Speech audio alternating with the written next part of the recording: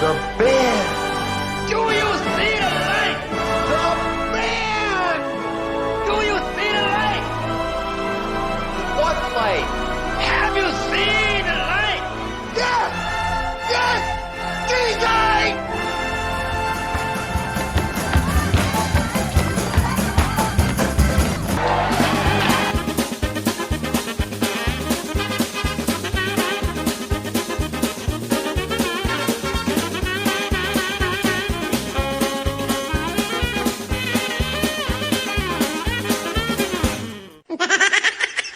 Welcome back to Mountaineer Rants. I'm Karl. This is Karl. We are here to talk about the Baylor game that's coming up. You know, it's our last game of the season. This is like flown by this year. Went by way too quick. When you're way having a too good quick. time, I guess. And it has been a good time. It has been a fun time. We've exceeded all kinds of expectations. Absolutely. We lost a lot of fans who were fair weather fans or frustrated and bothered. And now they come back. I hope they're coming back. Come on back. Join back up. All is forgiven. Come home. We're doing a revival. We're bringing you back under the big tent. Come on We're back. all Mountaineers. Let's get behind the team. Hey, what a concept. Let the team, the coach, the program, the university, let's cheer for them, you know, good or bad. Hey, wow, what an amazing thought. Come on back. Come on back and let's really cheer this team on this last game and the bowl game. There's only one outfit I want to have a bad time, and that's Baylor. Yeah, and I got nothing I'm with against you. Baylor, by the way. They're too far away. They're too hot. They have some bad reputations, but I kind of like their coach. They play, at least recently, they play pretty fair. It's not like they hold a lot or something. Yeah, there's another school in the conference, but they're leaving. But it's true, Baylor play. Although they've had a lot of things happen at their school with some of the They have some scandals and stuff history like of that. some And bad so- scandals and under previous people. But I think Aranda's a straight shooter, and I like the guy, but he's not having much success this year. Let's talk about that. They're 3-8 this year.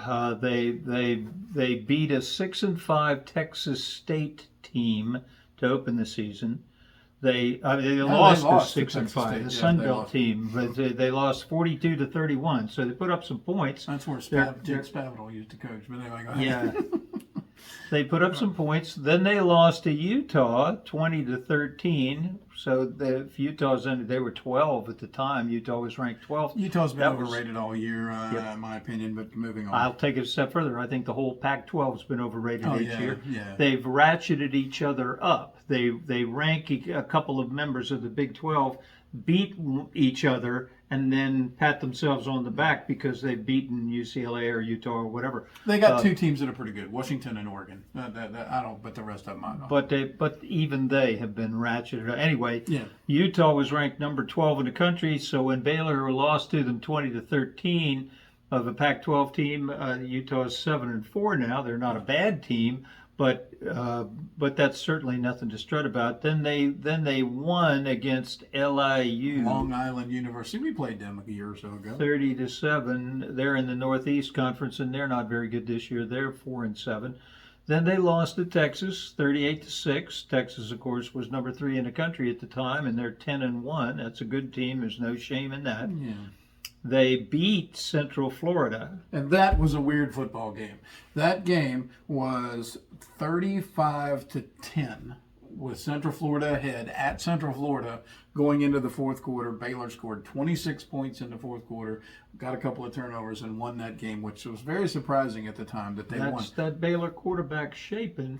He's good. got he's got a few. Anyway, we'll get into that. But they did come back and they beat Central Florida, even though Central Florida had it wrapped up. They lost then the next week to Texas Tech, a 6-5 Texas Tech, who now does have a winning record. Pretty badly too. When that game wasn't 39-14. Yeah, it wasn't close, and that was at Baylor too. So they couldn't put any points up. 2 touchdowns was all they got. They beat Cincinnati 32-29 in Cincinnati. Cincinnati. Cincinnati's 3-8, so they're struggling as well. They lost then to Iowa State, a 6-5 Iowa State team. They lost 30-18. They couldn't put enough points up to compete there. They lost to Houston in overtime, Houston's 4-7. They're hardly a. They scored, and Houston scored and went for 2 in the first overtime and got it, and that's how they lost that game. And Houston's not a. And that was at home. Baylor was at home. And 25-24, heartbreaker for whoever loses that one. They got clobbered by Kansas State. Kansas State was ranked 25th. In fact, that was the last ranked matchup the Big 12 had. Kansas State and Kansas were both ranked. Kansas State ended up beating Kansas. Kansas State's 8-3. They beat them 59-25. We weren't really at in Kansas that game. State, at Kansas State. And then they just lost to TCU 42-17. They At got TCU beat too, so they back-to-back road games, and they've got hammered twice, and now they're coming home to play their last game of the season. But this is a Baylor team that had something like 8 home games this season. They had a record number of home games, and they had high expectations. Some people were picking them to go 10-2 this year, and their worst case was 6-6. Their first 4 games were at home. Yeah. Wouldn't that be? Isn't that a luxury? See, you don't go on the road for a month? A lot of people put a lot of credence on home and away and give you the edge in the predictions for that reason. And but they're not going to make their worst case basis 6-6. No, They have new players on their offensive line. They're not as physical on defense. It was just a year ago they were 6-7.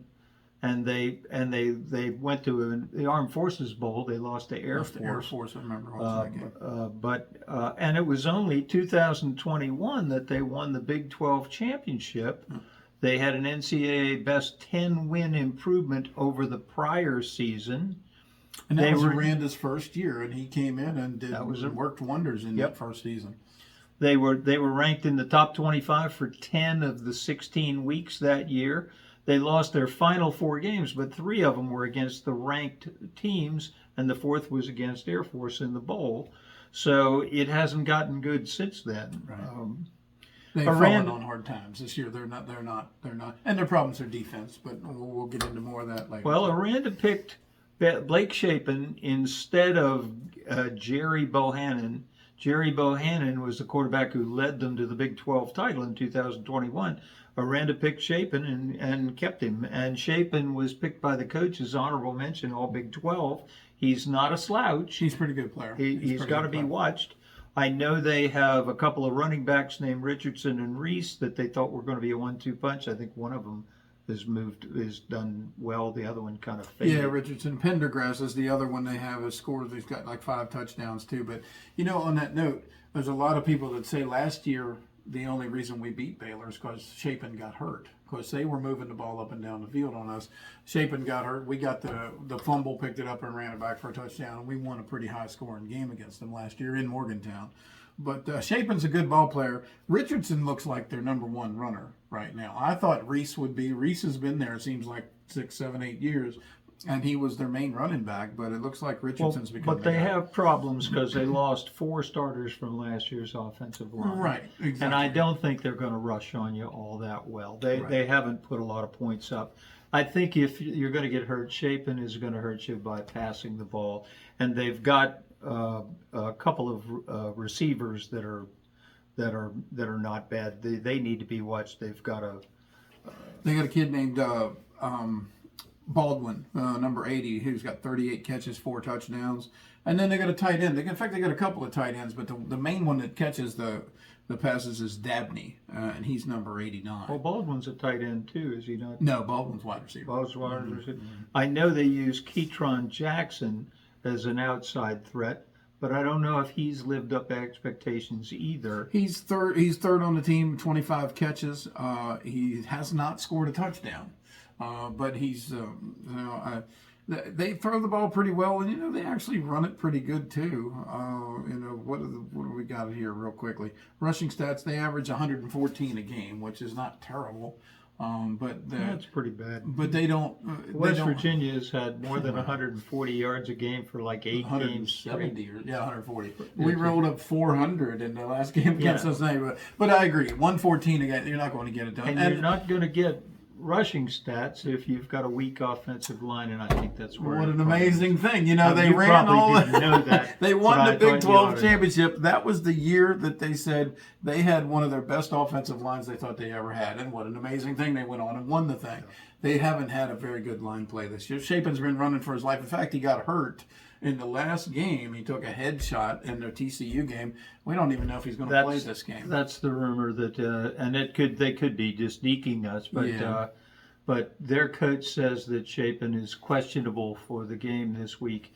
They've got a backup quarterback that they think has a high ceiling, but I don't know much about it. Sawyer or something rather, but we'll see. I don't know a whole lot about him either. Robertson, I guess, is his name. He has played a little bit this year. Sawyer Robinson is his name. Yeah, because Shapen got Robertson knocked around. Yeah. Here's where I think it's going to come down. 1 TD, 4 interceptions. I think we now, assuming Garrett Green doesn't go nuts and doesn't make mistakes. I think he's starting to be seasoned enough not to do stupid things anymore. He seems to have gotten into Oklahoma. He got a little bit excited. And assuming that CJ and Jaheim White are both available with our offensive line, I think we'll be able to score. And that means for them to beat us, Shapen's going to have to score because I don't think their defense can stop us. So a couple just on that note. Here's 2 key points that jumped out at me. Number one, they average scoring 22 points a game, 22.4 games. So that's not real good. They average now in their 11 games. They average giving up 33 points a game. Right. That's horrible. You don't win many games when you average giving up 33. They average giving up rushing yards of 179 a game. My goodness. I mean, we just ran 400 and some against Cincinnati. It's possible we could have more than that. But it's their last game. They got some things to prove. They're going to come out and be ready to play. You have to play these games because every game is different. You don't know the motivation of these kids. You don't know if our guys are going to slouch and be cocky. Right. You don't know if these guys are going to roll up their sleeves and defend their coach or give it up because they've given up on their season. They don't have a bowl to play for. We don't have a bowl. We're in a bowl, but it'll be hot because it's down in Baylor. We're used to cold. You just don't know. But you've got to. But all indications are that West Virginia should win this one going away, and I think it's going to be because we outscore them. Now we could turn the ball over. Green could roll his ankle, and Nico could come in and be nervous. Our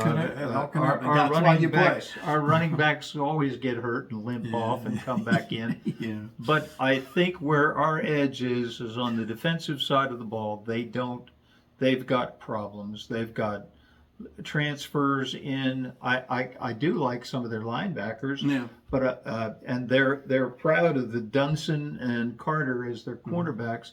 But I don't think if we're playing our game that they can stop us from putting up 35 or 40 points. And I don't think Shapen can put that many up on us. Although our weakness is our secondary, and Shapen is built to take advantage of that. Well, there's a couple of things. Remember last week I was saying that Cincinnati, they had like 4 guys in between 40 to 60 tackles, which I thought was impressive. You're not going to see that on Baylor. They got 2 guys. One with 60-some tackles and one with 70-some tackles. One's the linebacker. In fact, Jones, number 2, the linebacker, is the one you got to be careful of. He's their ball player on defense. 74 tackles, 4 sacks. And then they've got a guy named Bobby as their safety, 62 tackles. Jenkins, number 19, is the cornerback, got 3 interceptions, too. So there's some talent there. I got a kick out of the one linebacker named Randolph. Apparently he's had some trouble with the DUI and was suspended and all of that. But this boy is 6'7" and 245 pounds as a linebacker. That's skinny. That's a lot of linebacker. Anyway, we'll watch for him. I don't know if he'll be. Here's the way I see it.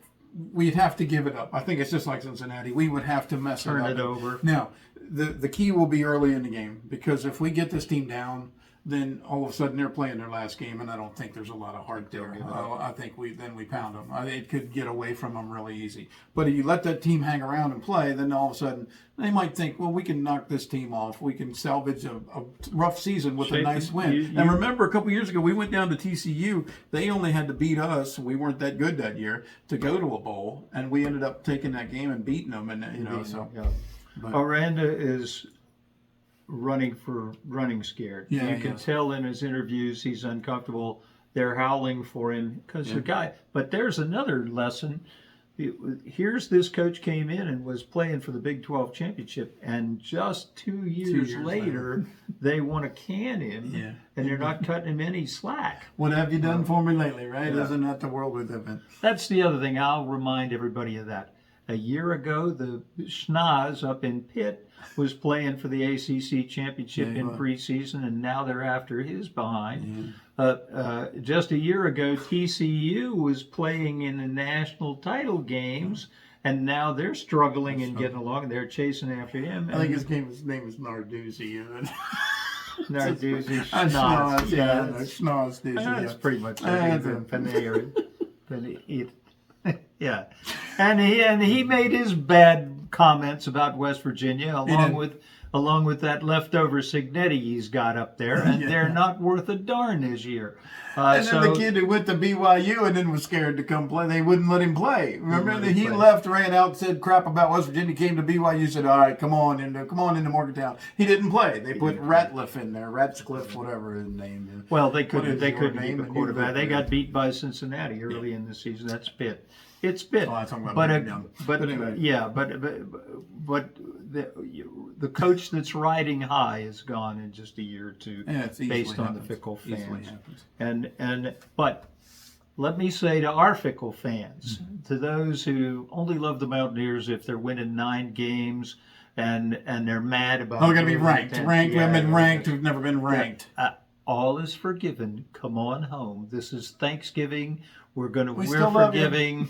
We need all the Mountaineers. Yeah. Let's get with the team. Let's get with the players. Let's jump back on the bandwagon. We'll pretend you never said those awful things about our coach and our players, because we're going to win 8 or 9 games this season, and we're going to be better next season. We are. And so if your wet dream is to get rid of this coach, it ain't happening. You might as well take a cold shower, because it's the only way he's gone is if somebody offers him a better job. Yeah, that would be the only other way. And then we're going to be right back like Aranda and the others, winning 4 and 5 games and making excuses. Yeah, that's true.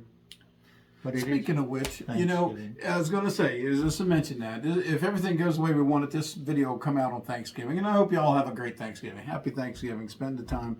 But I just got one thing. This is Mountaineer Rants. And I've got a rant that's been driving me crazy for years. People call Thanksgiving Turkey Day. I just can't stand that. I just can't. It's not Turkey Day, okay? We don't call 4th of July Fireworks Day or Hamburgers and Hot Dogs Day. We don't call Easter Chocolate or Egg Day. We don't do that with these other holidays. Why do we do that? I think it's because we want to take away from what the real idea of this holiday is, which is to give thanks for what you have. And for those of you that don't know, I don't know what your public education level is, but the Pilgrims landing in the United States had a really rough winter. Absolutely. And ended up bonding with some of the Native Americans and chose to celebrate Thanksgiving to give thanks for the blessings they had and the way they bonded with the Native Americans. And it was meant to be a time of reconciliation. And the turkeys, I guess, might have been eaten at the time, but we also ate corn. We don't call it Corn Day. We're plentiful. Well, it's true. It was a feast. It was a time to get together, and because they've been doing we've